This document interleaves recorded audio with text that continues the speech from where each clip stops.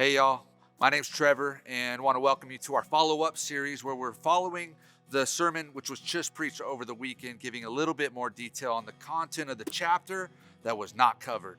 So Pastor Tom did an incredible job covering the first 18 verses of Mark 11, where we looked at the triumphal entry of Jesus coming with his disciples into Jerusalem. The question is, what was he going to do there in Jerusalem?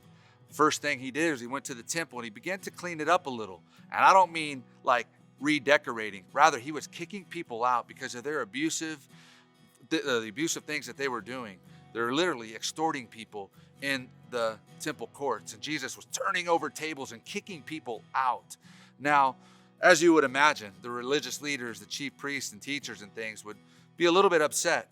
It'd be like somebody coming into your team or maybe your home or your workspace and begin to tell you what to do and rearrange things as if they had more authority to you.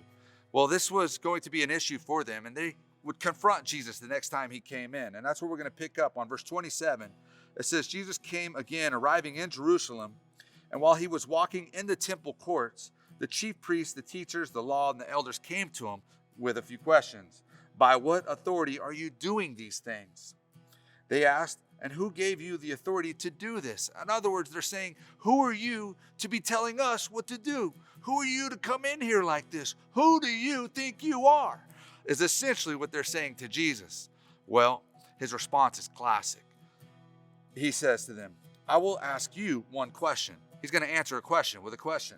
Answer me, and I will tell you by what authority I'm doing these things. John's baptism, was it from heaven or human origin? Tell me, what was it? Well, this was a tough question for them because if they were to say, well, it was from heaven, then his answer would be, well, why didn't you believe him? Because we know John the Baptist had an incredible message. It was to prepare the way for the Lord. Who? Specifically for Jesus. You see, John was unapologetic in pointing the way to Jesus, namely Jesus, saying Jesus, must increase and I, John, must decrease. He knew his place. He knew Jesus was king and he respected his authority. Therefore, if they said that they agreed with John's baptism, Jesus would say, why didn't you listen? Then you would know by what authority I'm coming at you.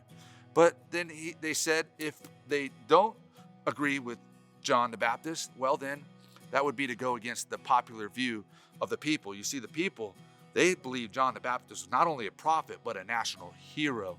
You see, a prophet who laid down his life, martyred to the point of death because of his message of proclaiming the kingdom. The people loved John the Baptist. Therefore, these religious leaders were a little bit stuck in this middle ground. And they said, in verse 33, they answered, we don't know what John's baptism was all about. Jesus responded, well, neither will I tell you by what authority I am doing these things. So he left it at that.